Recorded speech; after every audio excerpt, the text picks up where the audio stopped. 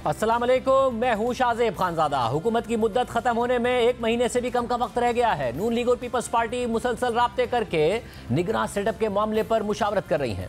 इंतखाबी मुहिम का माहौल शुरू हो रहा है, मगर इस फैसला कुन वक्त में चेयरमैन पीटीआई की मुश्किलात में इजाफा होता जा रहा है। उनके सियासी मुस्तकबिल से मुतालिक सवालात उठ रहे हैं। एक तरफ उनके खिलाफ केसेस तेजी से आगे बढ़ते जा रहे हैं, तो दूसरी तरफ उनकी जमात मजीद टूट फूट का शिकार हो रही है। चेयरमैन तहरीक इंसाफ के 3 वजीर आला जो ना सिर्फ उनके करीब रहे बल्कि तब्दीली के नारे का चेहरा बने, उन्होंने एक एक करके तहरीक इंसाफ के सियासी सफर से रास्ते जुदा कर लिए हैं। वसीम अकरम प्लस का खिताब पाने वाले उस्मान बुज़दार पहले ही पार्टी छोड़ चुके हैं, मगर अब खैबर पख्तूनख्वा के 2 वज़रा आला जो सूबे में चेयरमैन तहरीक इंसाफ के तब्दीली मॉडल के सफ़े अव्वल के साथी थे, उन्होंने एक नई जमात बनाकर न सिर्फ चेयरमैन पीटीआई से अपने सियासी रास्ते जुदा कर लिए हैं, बल्कि उन्हें सानह 9 मई के वाक़े का जिम्मेदार भी करार दिया है। साबिक वज़ीर आला परवेज़ खटक ने खैबर पख्तूनख्वा में एक नई जमात का ऐलान कर दिया है, जिसमें साबिक वज़ीर आला महमूद खान समेत सूबे के साबिक सूबाई और कौमी असम्बली के अरकान असम्बली शामिल हैं। इस जमात का नाम पाकिस्तान तहरीक इंसाफ पार्लियामेंटेरियन रखा गया है, जिसमें परवेज़ खटक समेत 57 अरकान ने शमूलियत इख्तियार की है। पीटीआई पार्लियामेंटेरियन के जारी करदा एलामिये के मुताबिक 10 साल से हुकूमत करने वाली पार्टी सूबे की सियासत से ही आउट हो गई। नई पार्टी का क़याम सानह 9 मई पर पीटीआई में इख्तलाफात और एहतजाज की सूरत में सामने आया। नई पार्टी में शामिल सियासी रहनुमा साबिक वजीर आजम को सानह 9 मई का जिम्मेदार करार दे रहे हैं। चेयरमैन पीटीआई के मुल्क दुश्मन एजेंडे को अवाम और पार्टी की क़यादत ने मुस्तरद कर दिया। सानह 9 मई पर मुहिब्बे वतन सियासतदानों ने पीटीआई से राहें जुदा कर दी। साथ ही आज परवेज़ खटक ने वीडियो बयान जारी करते हुए चेयरमैन पीटीआई के सियासी फैसलों पर तनकीद की और सवाल उठाया कि तहरीक इंसाफ ने इलेक्शन के मौके ज़ाया क्यों किए। अगर राज खुल गया तो सबकी आंखें खुल जाएंगी कि तहरीक इंसाफ का प्रोग्राम क्या था। 3-4 दफ़ा तहरीक इंसाफ ने इलेक्शन के मौके क्यों ज़ाया किए, इसके पीछे क्या वजूहात थी कि तहरीक इंसाफ ने इलेक्शन नहीं एक्सेप्ट किया और आज तक हम इंतशार की तरफ जा रहे हैं। तो ये सवाल इसलिए छोड़ रहा हूँ कि मुल्क के लोग सोचें कि तहरीक इंसाफ ने क्यों इलेक्शन के वक्त ज़ाया किए। ये बहुत बड़ा राज है और ये राज जिस दिन खुलेगा तो सबकी आंखें खुल जाएंगी कि तहरीक इंसाफ का प्रोग्राम क्या था। यानी परवेज़ खटक और महमूद खान जो चेयरमैन तहरीक इंसाफ के सबसे करीबी लोगों में शुमार होते थे, आज वो चेयरमैन पीटीआई को मुल्क दुश्मन एजेंडे पर चलने वाला लीडर करार दे रहे हैं। जबकि तहरीक इंसाफ के खैबर पख्तूनख्वा के रहनुमा आतिफ खान ने ट्वीट किया है कि चेयरमैन पीटीआई का खैबर पख्तूनख्वा में वोट बैंक बरकरार है। कुछ लोगों के पीटीआई छोड़ने से कोई फ़र्क नहीं पड़ता। अगर मैं पीटीआई छोड़ दूँ तो मेरे हल्के में बहुत से लोग मेरी जगह ले लेंगे, इलेक्शन लड़ेंगे और जीत भी जाएंगे। खुशकिस्मती के साथ खैबर पख्तूनख्वा में इलेक्टेबल्स नहीं हैं, यहाँ लोग नज़रियात और जमातों को वोट देते हैं। बहरहाल जहाँ चेयरमैन तहरीक इंसाफ की क़यादत में पीटीआई दिन ब दिन टूट फूट का शिकार हो रही है, तो वहीं नून लीग और पीपल्स पार्टी तेज़ी के साथ मुस्तकबिल की सियासत पर गौर व फिक्र कर रहे हैं। 2 दिन पहले आसिफ जरदारी की लाहौर में वज़ीर आज़म शहबाज शरीफ से मुलाकात हुई है, जिसमें निगरान सेटअप समेत आइंदा की सियासी हिकमत अमली पर तफसीली गुफ्तगू की गई और इलेक्शन बर वक्त कराने पर इत्तफाक किया गया। जबकि ज़राए के मुताबिक आसिफ जरदारी ने मौजूदा असम्बलियों की मुद्दत अगस्त के दूसरे हफ्ते में ख़त्म करने की तजवीज़ दी और दोनों लीडरान के दरमियान साबिक ब्यूरोक्रेट के बजाय किसी सियासतदान को आइंदा निगरान वज़ीर आज़म बनाने पर भी तबादला ख्याल किया गया। इस पर बात करेंगे। हमारे साथ मौजूद हैं वज़ीर दाखिला राना सनाउल्लाह साहब। राना साहब, बहुत शुक्रिया हमें शो में ज्वाइन करने के लिए। राना साहब, सबसे पहले ज़ाहिर एक और धचका लगाया तहरीक इंसाफ को। आज खैबर पख्तूनख्वा में जब एक नई जमात बनी है, उसमें तहरीक इंसाफ का अपना नाम शामिल है, मगर -1 इस्टेब्लिशमेंट की तरफ से पॉलिटिकल मनूवरिंग ये सब आप लोगों ने भी भुगती है। आप लोगों की जमात रह गई थी, मगर ज़ाहिर लीडर को माइनस किया गया था। यहाँ पर लीडर मौजूद है मगर नीचे से पार्टी को तोड़ा जा रहा है। सस्टेनेबल हो सकता है?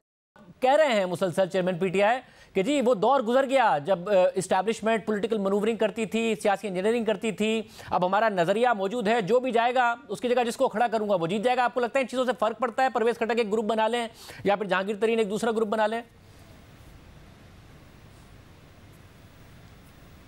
देखिए, इसमें बात इस तरह से नहीं है जिस तरह से ये फितना खान साहब जो है ये अपना सौदा बेचने के लिए जो है वो गुफ्तगू करते हैं। मामला ये है कि उन्होंने एक प्रोग्राम बनाया, उसके ऊपर बड़ी मेहनत की, नौजवान नस्ल को सोशल मीडिया के ज़रिए से, गाली गलोच ब्रिगेड के ज़रिए से उनको गुमराह किया और उस ख़ास बयानिए की बुनियाद के ऊपर एक अदारे को जो है वो निशाना बनाया अपनी गिरफ़्तारी को जो है वो रेड लाइन करार दे के जो है उन्होंने मामले को आगे बढ़ाया। इसके लिए वो तकरीबन 1 साल, इससे पहले भी सूरत हाल इससे मिलती जुलती जो है वो गुफ्तगू और जो है वो चीज़ें थी, लेकिन उसमें ज़्यादातर निशाना जो है वो मुखालिफ सियासी कुव्वतें थी। लेकिन इस 1 साल में उन्होंने एक अदारे को और उसके बाद पिछले जो है वो 3 माह से एक शख्सियत को जो है वो निशाना बनाया और उसके नतीजे में वो रियासत के ऊपर हमलावर हुए हैं। उन्होंने बाकायदा जो है वो एक जुर्म का इर्तकाब किया है। अब जिन लोगों ने, जिस टोले ने उस जमात में से इस जुर्म का इर्तकाब किया है और उन्होंने जो है वो दिफाई तनसीबात के ऊपर हमला किया, मुल्क के दिफाई अदारे के ऊपर हमला किया, उन्होंने शोहदा की यादगारों की बेहुरमती की, तो उनके ख़िलाफ़ जो है अगर एक लीगल प्रोसेस, वो लोग जो उसमें मुलव्वस हैं उनके ख़िलाफ़ अगर कानून अपना रास्ता लेता है तो ये पॉलिटिकल मैनूवरिंग कैसे हो गई? वैसे मगर रास्ता मसला ये है ना कि इसमें फिर अगर ये पॉलिटिकल मैनूवरिंग नहीं है, बात जो है वो कैसे हो गई? अगर ये पॉलिटिकल मैनूवरिंग नहीं है, इस बात से कुछ लोग अलहदगी इख्तियार कर रहे हैं तो ये उस बयानिए का कसूर है और उसकी इस जो है जो उसने ये फसाद खड़ा किया था उसकी जो है वो यानी एक फितरी सूरत हाल है। इसमें मनोवरिंग वाली कौन सी बात है? अगर पॉलिटिकल मनूवरिंग नहीं है तो उसके बाद ये जो बार बार कहा जाता है कि जी कोई गवाही आएगी जो कि साहब को, चेयरमैन पीटीआई को लिंक करेगी इन तमाम वाकयात से, वो गवाही तो आई नहीं है। अगर वो लिंक नहीं होते 9 मई के वाकयात से और वो भी इलेक्शन में मौजूद होंगे तो ये सारे के सारे लोग मिलकर क्या बिगाड़ लेंगे? आपको भी अच्छे से पता है, कॉन्स्टिट्यूंसी पॉलिटिक्स को आप समझते हैं और खासतौर पर खैबर पख्तूनख्वा में आतिफ खान साहब का भी आज बयान है कि मैं छोड़ दूंगा, मेरी जगह कोई और आ जाएगा। और खान साहब का अपना भी बड़ा कॉन्फिडेंस है कि भाई ये टाइम गुजर गया जब ये पॉलिटिकल मैनेजमेंट होती तो ये जमातें बनती रहें। क्या कर लेंगे परवेज खटक साहब अपने 57 लोगों के साथ, या क्या कर लेंगे जहांगीर तरीन साहब पंजाब में? अगर तहरीक इंसाफ का बल्ला मौजूद होगा, उसका आपका मुकाबला उन्हीं से हो रहा होगा। मैं समझता हूं कि जिन लोगों ने 9 मई के वाकयात में हिस्सा लिया है और उसमें उसका सरगना जो है वो ये फितना खान है, रही बात कि उसके ख़िलाफ़ एविडेंस, वो भाई किसे नहीं मालूम कि ये सारा कुछ इसका किया धरा है, ये इस आर्किटेक्ट है, ये सारा कुछ करने वाला ये है, ये इसने बाकायदा जो है ये ज़ेन साजी की है, इसने ये सारी जो है वो प्लानिंग की है और ये प्लानिंग और ये ज़ेन साजी और इसका जो अमल है ये मुल्क दुश्मनी के मुतरादिफ है। ये इस मुल्क से सियासत ख़त्म करनी चाहता था, ये इस मुल्क से अपने सियासी मुखालफीन को ख़त्म करना चाहता था। ये कहता था मैं किसी को छोड़ूंगा नहीं। तो आपका क्या ख्याल है कि फिर यही रहेगा इस मुल्क में? तो राणा साहब बतौर वजीर दाखिला अगर एविडेंस आपने खुद देखी है, आप इसकी कामयाबी की बात करते हैं तो फिर उसका तो ये एजेंडा है, फिर इस एजेंडे के ऊपर अमल होगा। राणा साहब बतौर वजीर दाखिला जो है आप क्या कन्विंस्ड हैं? सिर्फ और सिर्फ जो इमरान खान के साथ है वो रहेगा, बाकी सारे जो है मुल्क छोड़ के कहीं और चले। तो राणा साहब बतौर वजीर दाखिला आप कन्विंस्ड हैं कि नवंबर में अगर इलेक्शन हो रहा होगा तो आपका मुकाबला बल्ले से नहीं हो रहा होगा, तहरीक इंसाफ से नहीं हो रहा होगा, ऐसे हालात व वाकयात होंगे कि तहरीक इंसाफ इलेक्शन में नहीं होगी? तहरीक इंसाफ जो है वो इलेक्शन में हो, तहरीक इंसाफ को इलेक्शन में होना चाहिए, लेकिन वो अनासर जिन्होंने 9 मई के वाकयात किए हैं, जिन्होंने 9 मई को होने वाले जुर्म का इर्तकाब किया है, उनके ख़िलाफ़ प्रोसिक्यूशन जो है वो इस बुनियाद पे नहीं रोकी जा सकती कि क्योंकि इन्होंने इलेक्शन लड़ना है तो इसलिए इनके ख़िलाफ़ मुकदमा ना बनाया जाए, इनको गिरफ़्तार ना किया जाए, इनको प्रोसिक्यूट ना किया जाए। वो अमल जो अलहदा से जो है वो कानून अपना रास्ता ले रहा है, उससे अपना रास्ता लेना चाहिए। उसमें जो भी आता है उसे जो है वो अपने जुर्म को फेस करना चाहिए।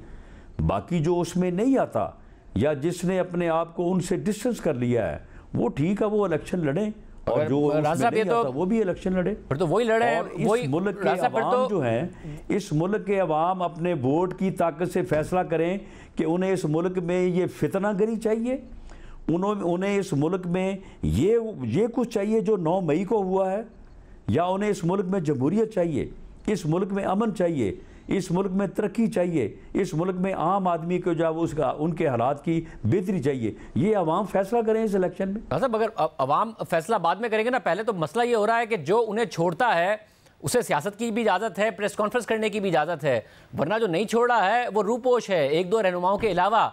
तो ये तय है ना कि भाई आप पार्टी छोड़ेंगे तो ठीक है इलेक्शन लड़ लें, नहीं छोड़ेंगे तो फिर इलेक्शन नहीं लड़ पाएंगे क्योंकि सामने आएंगे तो गिरफ्तार कर लिए जाएंगे।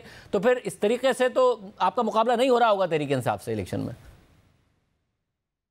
नहीं, जो लोग डिस्कस कर रहे हैं, जो उन वाक़यात की मजम्मत कर रहे हैं, जो ये कह रहे हैं कि हम इस मुल्क दुश्मन एजेंडे के साथ नहीं थे या उसमें शामिल नहीं थे, ठीक है, उनके ख़िलाफ़ जो है वो कोई एक्शन नहीं होना चाहिए।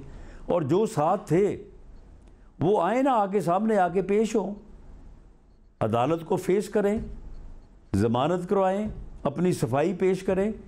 ये क्या तरीका है कि जो है वो छुपे बैठे हैं, सामने आ नहीं रहे, सिर्फ ट्वीट कर रहे हैं और ट्वीट जो पेश होते हैं वो एक दफा पेश होते हैं, दूसरे केस में गिरफ्तार हो जाते हैं। अली मोहम्मद खान का हाल देख लें। इन चीज़ों को जो पेश होते हैं वो एक पार्टी नहीं छोड़ते तो एक केस में जमानत होती है, दूसरे में गिरफ्तार हो जाते हैं। अली मोहम्मद खान का आप देख लें, परवेज इलाही साहब का हाल आप देख लें, एमपीओ के तहत फिर गिरफ्तार कर लिया जाता है।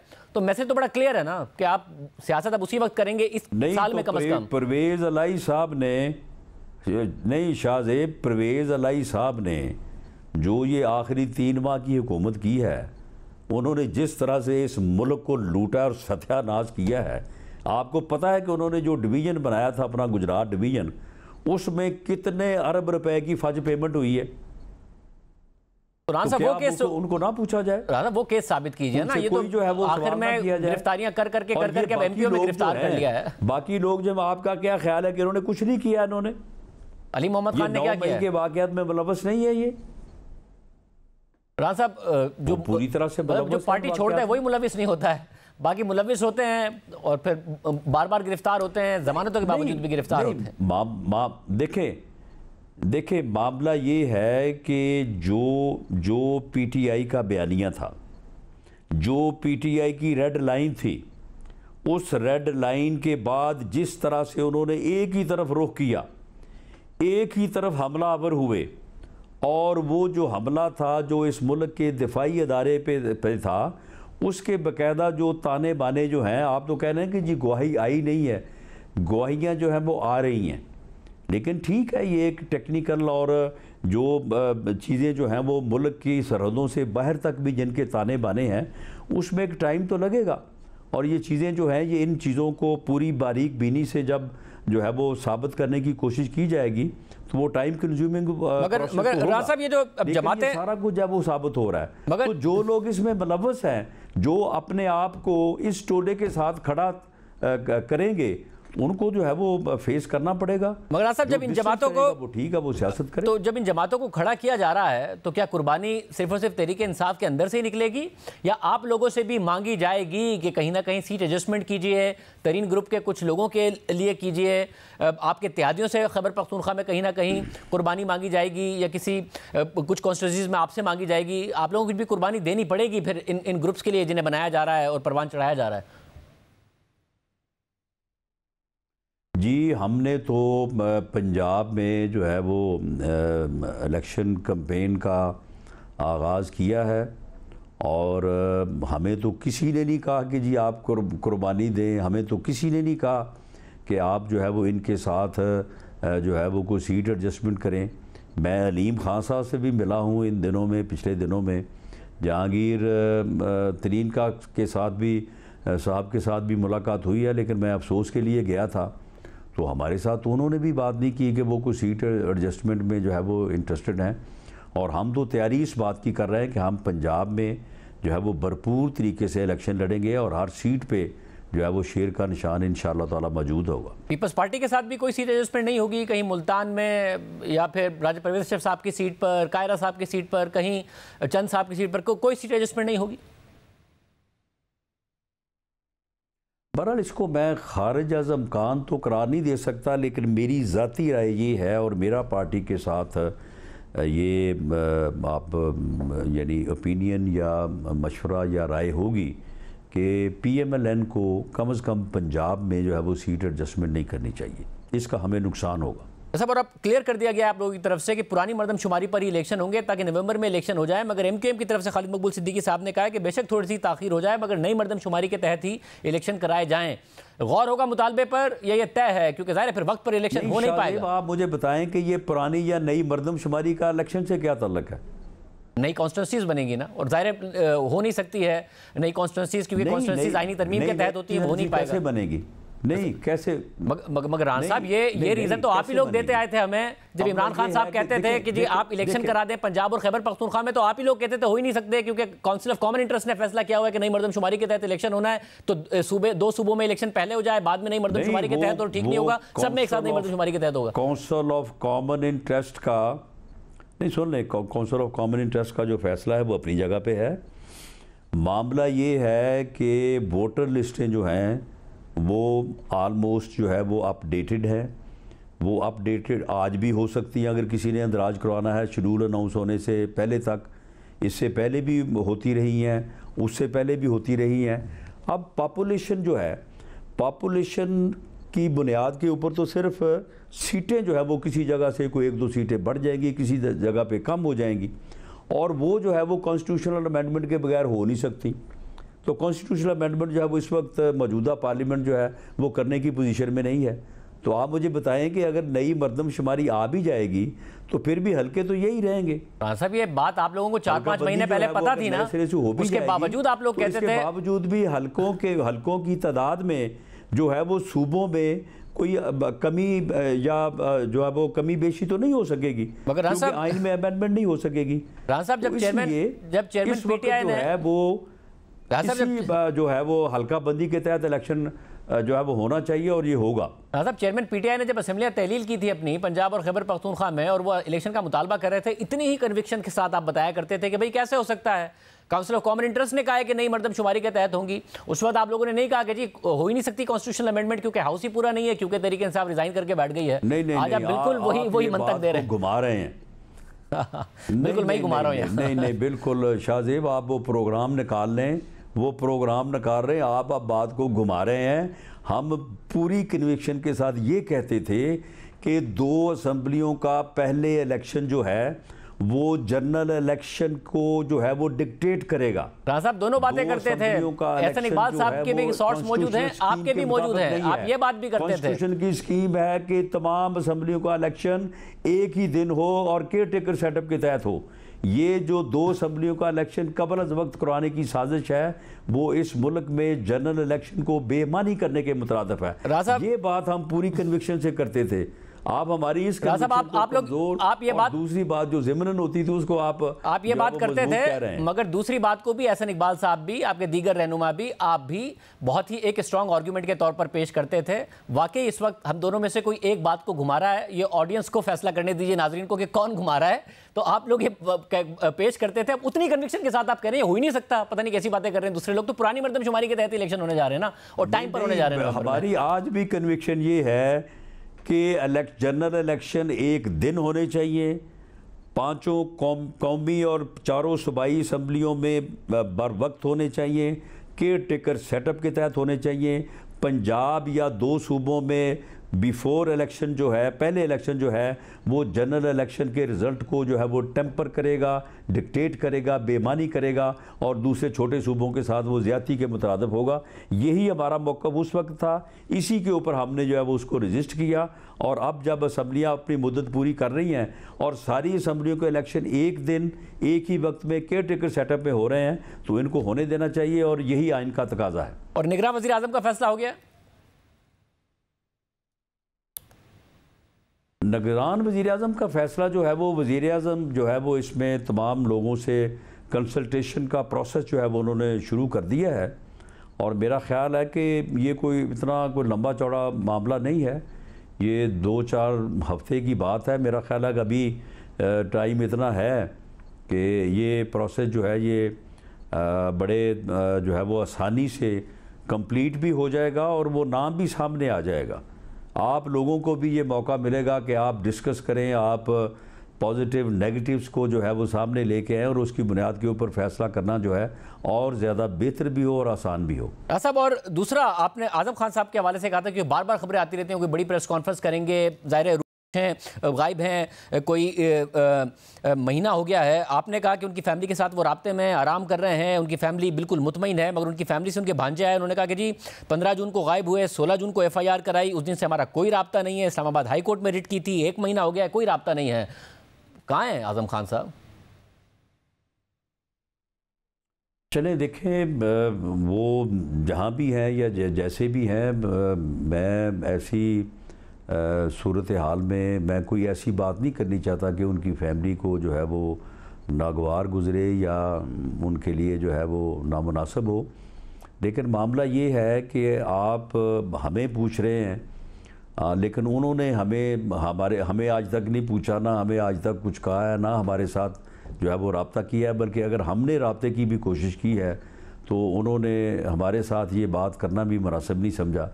तो बाकी अगर वो हमारे साथ बात करें तो इस सिलसिले में जो हम उनकी मदद कर सकते हैं, जो हम उनके लिए कर सकते हैं, हम करने को तैयार हैं। साहब, आप वज़ीर दाखिला हैं, इस्लामाबाद में 16 जून को FIR हुई है। हर शहरी की आप तक एक्सेस थोड़ी है कि वो FIR भी कराए थाने में, फिर राना सनाउल्लाह साहब से रब्ता भी करे, तब जाके मदद की जा सकती है। FIR हो गई, मतलब आपसे रब्ता हो गया, अब आप नहीं, मैं खुद रब्ता करने को तैयार हूँ। लेकिन मामला ये है कि इन मामलात में को थोड़ा बहुत जो है वो इन्फॉर्मेशन तो लेनी पड़ती है। आप मुझे बताएं कि आज़म खान साहब माशाल्लाह इतने कैलिबर के और इतनी बड़ी पोजीशन के ऑफिसर्स थे, कोई ये बात भी तो जो है वो एक यानी अजीब लगती है कि वो अकेले ही फिर रहे थे, कोई बंदा ही साथ नहीं था जो ये बता सके कि किसके साथ गए हैं, कौन सी गाड़ी थी, क्या नंबर था, कैसे लोग थे, किधर को लेके गए हैं। तो वो अकेले ही जो है वो घर से निकल जाते थे और अकेले ही जो है वो इस्लामाबाद की गलियों और सड़कों पे घूमते रहते थे। सीनियर ब्यूरोक्रेट है वैसे। मैं सारी चीज़ें जो है मैंने कराची में रहते हुए भी बड़ी रेलेवेंट है। इस्लामाबाद में तो हमने देखा है ब्यूरोक्रेट्स भी, सियासतदान भी घूमते हैं ऐसे। आप तो ऐसे कह रहे हैं जैसे कोई अकेला घूम ही नहीं सकता इस्लामाबाद में, घूमते हैं अकेले। और वो गुम हो जाए ये खबर है, वो अकेले घूम रहे थे ये खबर नहीं है। मुल्क का वजीर दाखिला इस बात को खबर बना रहा है कि वो अकेले कैसे घूम रहे थे, इतने बड़े ब्यूरोक्रेट होके गुम गए हैं, ये खबर है। FIR हुई थी उसके बाद फैमिली को पता नहीं है ये खबर। मैं ये कहता हूँ, मैं शाहजेब ये कह रहा हूँ कि जो भी वाक़या, जो भी वक़ूआ हुआ है, उसके जो भी सर्कमस्टांसेस हैं उन तक पहुँचने या मुलज़मों तक पहुँचने, अगर वो अगवा हुए हैं तो उसके लिए ये चीज़ें रेलेवेंट हैं। अगर वो हमारे साथ ये बात करना या हमें इस अमल में, अगर वो ख़ुद तलाश कर रहे हैं, वो ख़ुद स्ट्रगल कर रहे हैं, तो उसे हमें भी शामिल करें। हमें से मुराद ये है कि मैं ज़ाती तौर पे नहीं, लेकिन गवर्नमेंट को, पुलिस को, इस्लामाबाद इंतज़ामिया को जो है वो शामिल कर लें, तो इसमें उनकी मदद हो सकती है। मैं उम्मीद कर रहा हूँ कि वो अदालत भी गए थे कि आप खुद पुलिस को हिदायत करेंगे कि उनसे रब्ता भी करें, उनके साथ ताउन भी करें। बट मुराद अकबर साहब, शहजाद अकबर साहब के बड़े भाई 1.5 माह से लापता। अता तारड़ साहब ने कहा था हिरासत में है, फिर पुलिस ने कह दिया, अदालत को बता दिया कि नहीं हमारे पास नहीं है। अब अता तारड़ साहब भी कह रहे हैं नहीं, मैंने तो किसी और कॉन्टेक्स्ट में बात की थी। अब वो कहाँ हैं? देखिए, हम जो गवर्नमेंट की एजेंसीज हैं उनसे हमने इस बारे में कैटेगोरिकली जो है ये मालूम किया है, उनके पास वो नहीं है।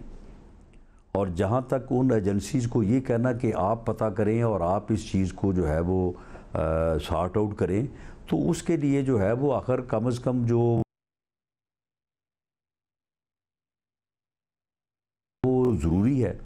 और ये चीज़ जो है ये ऐसे लोगों की तरफ से, या जिनका आपने जिक्र किया है, उनकी तरफ से तो बिल्कुल जो है वो नहीं है, बल्कि हमें तो वो शायद समझते हैं कि हम उनके मुखालफ हैं या उनकी इस मुश्किल में को हमारा अमल दखल है। तो वो तो बिल्कुल बात सुनने को तैयार नहीं है, बल्कि उनका रवैया जो है वो। मगर आसफ साहब, वो हिरासत में है या नहीं है? तो बड़ा अजीब था। वो हिरासत में है या नहीं है? जी, जो अदारे हिरासत में यानी पुलिस है या बाकी एजेंसीज़ हैं, उन सब ने कैटेगोरिकली जो है वो डिनाई किया है कि उनकी हिरासत में नहीं है। साहब, अब शहजाद अकबर साहब का ज़ाहिर एक पास्ट है, उन्होंने जो ज़्यादतियाँ की वो सबके सामने है, वो दोहराने की ज़रूरत नहीं है। मगर इसका ये मतलब नहीं है कि उनके भाई के साथ ज़्यादती हो या उन्हें बरामद करने की कोशिश ना की जाए या उनकी फैमिली को ना बताया जाए। अगर उनका आप पर शक है तो कम से कम आप कोशिश कीजिए, क्योंकि इख्तियार इस वक्त आपके पास है। अगर मैं देखें, अब मैं और आप जो है वो इसके ऊपर गुफ्तगू कर रहे हैं और मैं यहाँ पर कोई बात करूँ और आज से 3 दिन बाद वो आएँ और वो कहें कि जी मैं तो अपने किसी अजीज़ के घर था, मैं तो वहाँ पे रहा हूँ और मैंने अपने आप को ज़ाहिर नहीं किया, एक्सपोज नहीं किया, उसी को मेरी ज़ाती वजूहात थी। तो फिर आप मुझे बताएं कि हमारी ये डिस्कशन जो है ये फिर किस खाते में जाएगी? अब क्योंकि ज़रा कॉन्टेक्स्ट में बात होती है, मेरे साथ कभी हुआ नहीं कि मेरे किसी अजीज़ ने 45 दिन बाद आके कहा हो कि मैं तो ऐसे था। आपके साथ हुआ है तो आप बता दीजिए कि आपका एक अजीज़ था ऐसा, इसलिए आप उसकी बुनियाद पर कह रहे हैं कि अभी खामखाम बातें कर रहे हैं ऐसे? नहीं, बहुत सारे लोगों ने ये कहा है, बहुत सारे लोगों ने, चलो 45 दिन की मैं बात तो नहीं करता, लेकिन तीसरे चौथे पाँचवें दिन आगे लोगों ने कहा है कि जी हम अपने अजीज़ के पास थे और हमारी कोई कंप्लेंट नहीं है, हम कोई कानूनी कार्रवाई नहीं चाहते, कोई हम प्रोसीडिंग नहीं चाहते। इस शख्स को 49 दिन हो गए ये बात राना साहब, 3-4 दिन नहीं, 49 दिन हो गए। मैंने तो ये कहा है कि हम उनका केस रजिस्टर्ड हो चुका है, करने को तैयार है अगर किसी का नहीं हुआ, और उसके ऊपर जो इन्वेस्टिगेशन का अमल जिस तरह से वो लीड करें, जिस तरह से वो फैसिलिटेट करें, अब जो लॉ इन्फोर्सिंग एजेंसीज हैं वो तफ्तीश करने को तैयार हैं। बहुत शुक्रिया। वज़ीर दाखिला राना सनाउल्लाह साहब हमारे साथ मौजूद थे। उम्मीद करते हैं आज़म खान मुराद अकबर का पता भी चलेगा।